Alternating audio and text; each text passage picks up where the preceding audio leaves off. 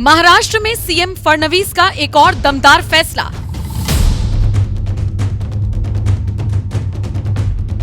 मराठी विवाद के बीच इस्लामपुर को बना दिया ईश्वरपुर।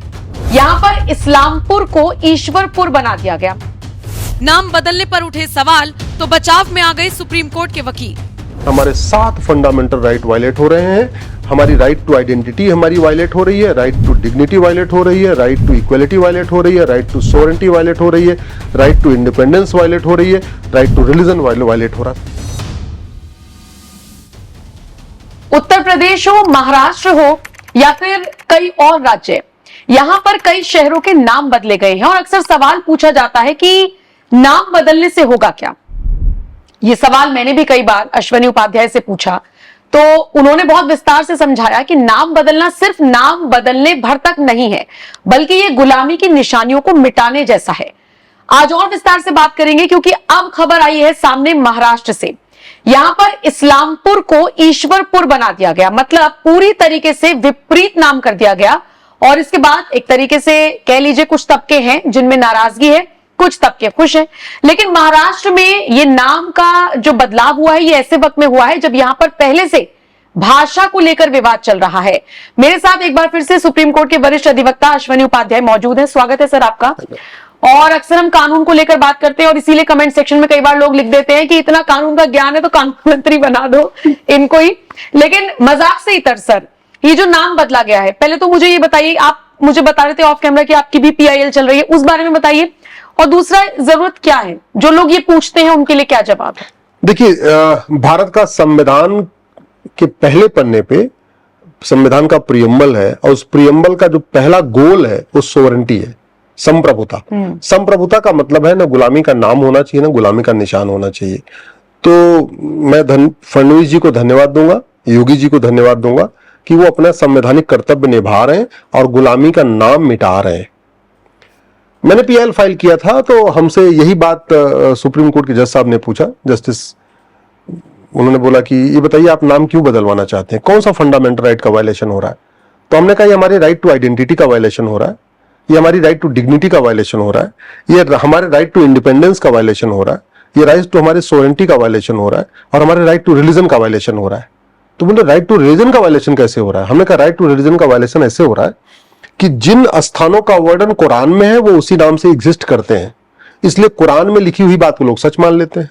जिन स्थानों का वर्णन बाइबल में है वो सारे स्थान उसी नाम से आज भी पाए जाते हैं, इसलिए लोग बाइबल में लिखी हुई बात को सच मानते हैं। जबकि जिन स्थानों का वर्णन हमारे भगवद गीता में है, हमारे उपनिषद में है, हमारे रामायण में है, हमारे महाभारत में है, उन स्थानों का नाम अब हम उनको ढूंढते हैं तो स्थान हमको नहीं मिलते। उदाहरण के लिए भगवान कृष्ण ने 5 गांव मांगा, वो 5 के 5 गांव महाभारत में लिखा हुआ है, हम सब ने पढ़ा भी, आप सबने सबको पढ़ा, बताया कि हम भगवान कृष्ण ने कहा 5 गांव दे दो युद्ध नहीं होगा। लेकिन उसमें से एक भी गांव अपने असली नाम पे एग्जिस्ट नहीं करता। हम भारत के नक्शे पे ढूंढ रहे हैं, वो 5 गांव नहीं मिल रहे, इसलिए लोग कहते हैं अच्छा महाभारत तो काल्पनिक घटना है। 5 गांव कौन था? इंद्रप्रस्थ वो दिल्ली हो गया, तिलप्रस्थ फरीदाबाद हो गया, पानप्रस्थ वो पानीपत हो गया, सोनप्रस्थ वो सोनीपत हो गया, गजप्रस्थ वो गाजियाबाद हो गया। तो 5 गांव एग्जिस्ट नहीं कर रहे। महाभारत में हम पांचाली के बारे में पढ़ते हैं और पांचाली का जन्म स्थान जहां पर जन्म हुआ उसको पांचाल कहते थे। फर्रुख खान नाम का लुटेरा गया, उसने उसको फर्रुखाबाद बना दिया। अब हमको पांचाल नहीं मिल रहा है। पांडवों ने जो अज्ञातवास किया, वनवास के बाद अज्ञातवास किया, वो विराट में किया। विराट को हम ढूंढ रहे हैं, भारत में नहीं मिल रहा है क्योंकि होशियार खान नाम का लुटेरा गया, उसको होशियारपुर बना दिया। जहां पे भगवान परशुराम जी के पिताजी का जो आश्रम था उसको जमदग्निपुरम कहते थे, अब हमको भारत के नक्शे पे नहीं मिल रहा है। हमारे वेदों में लिखा, उपनिषदों में लिखा है, हमारी धार्मिक पुस्तकों में लिखा हुआ है, लेकिन मिल नहीं रहा क्योंकि जौना खान नाम को लेटर रह गया, उसको जौनपुर बना दिया।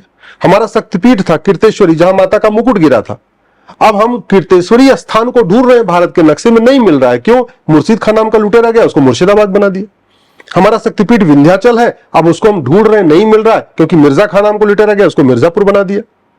तो ये जितने आपके शाहजहांपुर हैं, जितना आपका ये मुजफ्फरनगर है, मुजफ्फरपुर है, दरभंगा, द्वारबंग नाम था, दरभंगा बना दिया।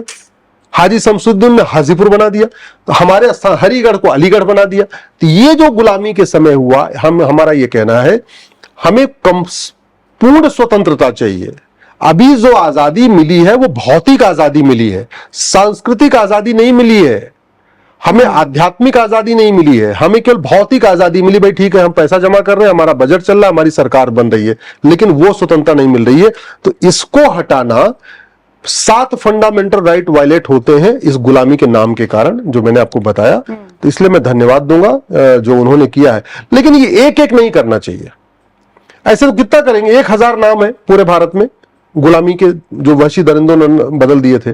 अगर हम साल में 10-10 नाम बदलें तो 100 साल लग जाएगा बदलने में। इसलिए हमारा कहना है एक कानून, बड़े लेवल पर एक कानून बनाना चाहिए, भारतीय नामकरण संहिता।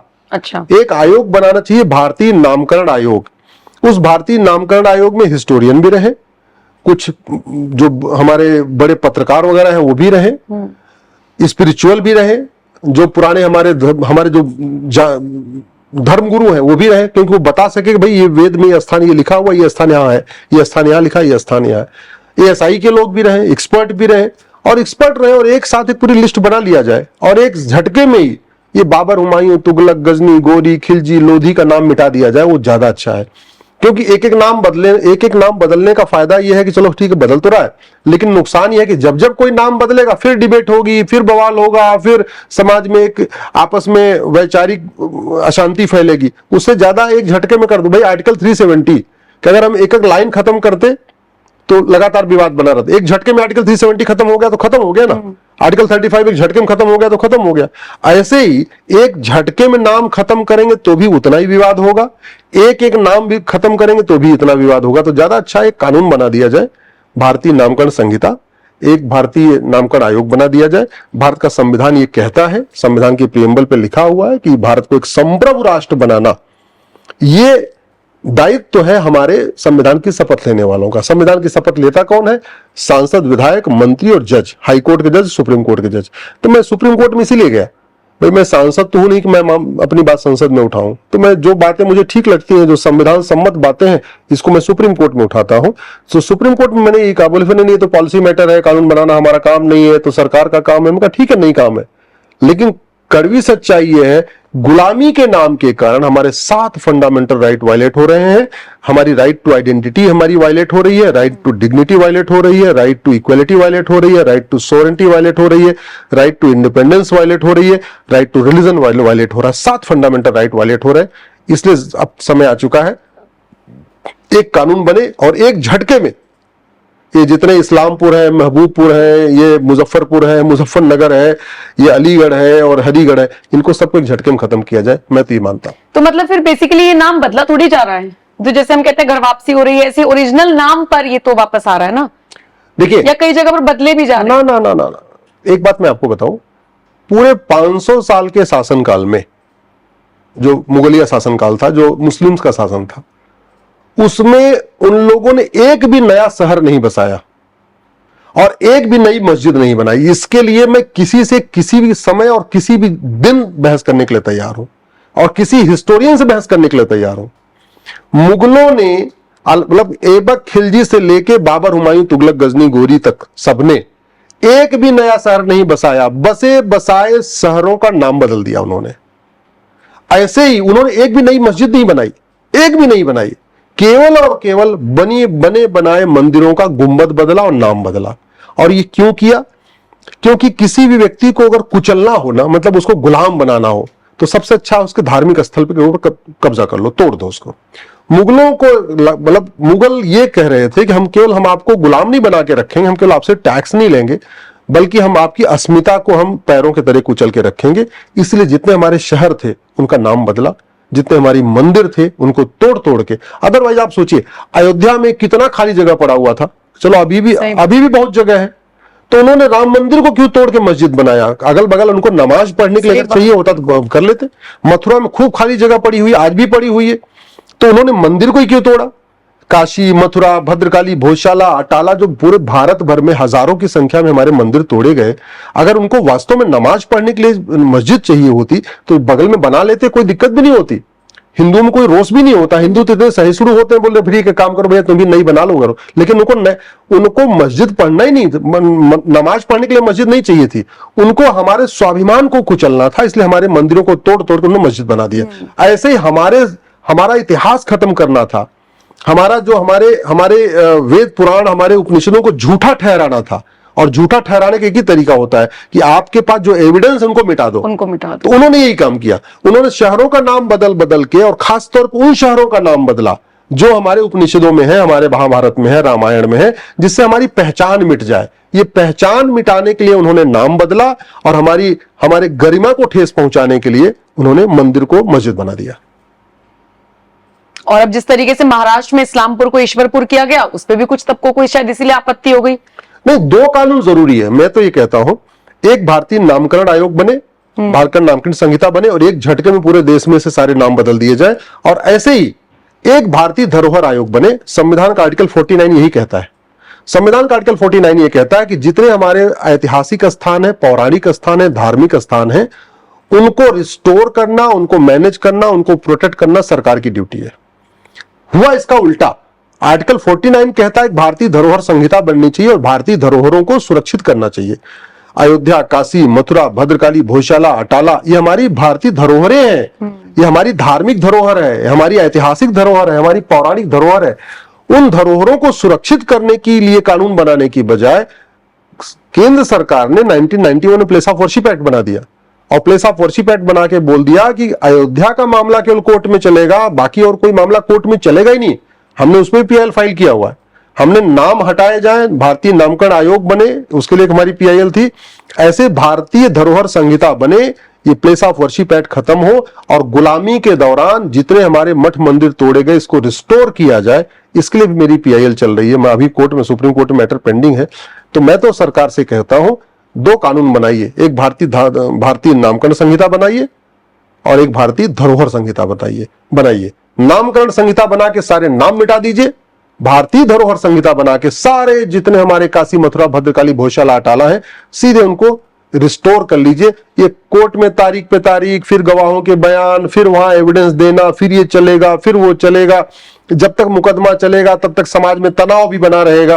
भाई आप जरा सोचिए, काशी का मुकदमा 10 साल चलेगा, 10 साल टेंशन बने रहेगा। फिर मथुरा का मुकदमा 10 साल चलेगा, फिर टेंशन रहेगा। एक ही बार में निपटाओ, टेंशन खत्म करो। जितना टेंशन होना होगा, 10 दिन, 15 दिन, 20 दिन, 1 महीने हो जाएगा, उसके बाद टेंशन खत्म हो जाएगा, शांति हो जाएगी, फिर अपने अपने काम में लोग लग जाएंगे। वो ज्यादा अच्छा है। बिल्कुल। अच्छा, जिक्र हम महाराष्ट्र का कर रहे थे, तो अभी एक पोल हुआ है जिसमें पूछा गया कि who is the best CM in India currently.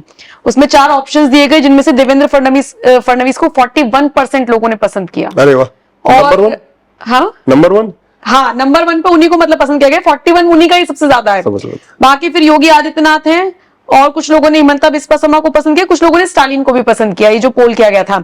अब जिस तरीके से नाम बदलने वाली चीजें हम लोग जिक्र कर ही रहे हैं, इसके अलावा पूरे बीएमसी चुनावों से पहले कोई मुद्दा नहीं था विपक्ष के पास, लेकिन एक मुद्दा था जो भाषा का उठा के उन्होंने प्रोपोगेट करने की कोशिश की। और सबसे पहले तो फडणवीस ने वो फैसला ही वापस ले लिया, वो जो हिंदी अनिवार्य किया गया था। और दूसरी बात, इस पूरे मामले को जैसे निपटाया फडणवीस सरकार ने, या जो अराजकता फैलाने की कोशिश की गई, उनको जिस तरीके से दबोचा, आप उसे किस तरीके से देखते हैं? और बाकी इस पोल पे भी आपकी क्या राय है? नहीं, पोल तो फडणवीस जी बहुत अच्छा काम कर रहे हैं, निश्चित रूप से अच्छा काम कर रहे हैं। और मुझे पूरा विश्वास है कि बहुत जल्दी वो महाराष्ट्र में छत्रपति शिवाजी महाराज का सपना साकार करेंगे। छत्रपति शिवाजी महाराज हम सबके आदर्श हैं, और छत्रपति शिवाजी महाराज का सपना तो पूरे देश में उनका साकार करना चाहिए, सबका दायित्व है। लेकिन शुरुआत इसकी महाराष्ट्र से होनी चाहिए, और फडणवीस जी इसकी महाराष्ट्र से कर रहे हैं। वो महाराष्ट्र में गुलामी का नाम मिटाने की कोशिश कर रहे हैं, महाराष्ट्र में गुलामी का निशान भी धीरे धीरे वो ठीक करने की कोशिश कर रहे हैं। मुझे पूरा विश्वास है कि जो छत्रपति शिवाजी महाराज का सपना था, अच्छा देखिए, जितने बड़े हमारे महापुरुष हुए ज्यादातर उसमें महाराष्ट्र में हुए। छत्रपति शिवाजी महाराज महाराष्ट्र से, वीर सावरकर जी महाराष्ट्र से, बाबा साहब अम्बेडकर महाराष्ट्र से, बाल गंगाधर तिलक महाराष्ट्र से, तुकाराम जी महाराष्ट्र से, ऐसे बहुत सारे हमारे महापुरुष महाराष्ट्र से हुए। तो मैं तो फडणवीस जी से यही कहूंगा कि आप वीर सावरकर जी का सपना साकार करिए, आप जो है शिवाजी महाराज का सपना साकार करिए, और संविधान निर्माता बाबा साहब अम्बेडकर का सपना साकार करिए। बाबा साहब ने जो बातें कही थी उसको लागू करने के लिए महाराष्ट्र एक मॉडल स्टेट है, उनको करना चाहिए। ठीक है। तो महाराष्ट्र में जिस तरीके से इस्लामपुर को ईश्वरपुर किया गया, और उसके बाद जैसे पूरे विवाद को थामा गया, और उसके अलावा क्या जरूरत है इन सारी चीजों की, ये आपने बहुत अच्छे से समझा होगा, मुझे ऐसी उम्मीद है। पिछली बार तो मैंने आपसे पूछा था, जब दिल्ली में कोई ऐसी खबर हम लोग कर रहे थे, तो मैंने पूछा तो नाम बदलने की जरूरत क्या है, तो किसी ने उतना ही पार्ट एडिट कर लिया और कहा कि देखो एंकर पूछ रही क्या जरूरत है। अरे भाई आप लोगों के सवाल होते हैं, मैं वही पूछती हूँ कि जरूरत क्या है, मतलब आप बताइए जरूरत क्या है। बहरहाल इस वीडियो पर आपका क्या कुछ कहना है, अपनी राय आप हमें कमेंट करके जरूर बताइएगा। और जिन भी टॉपिक्स पर आपको लगता है कि देश से संबंधित वो टॉपिक्स हो सकते हैं, अश्विनी उपाध्याय से वो सवाल मुझे पूछना चाहिए, कमेंट सेक्शन में आप वो भी हमारे लिए छोड़कर जा सकते हैं। बहुत बहुत शुक्रिया इस वीडियो को देखने के लिए।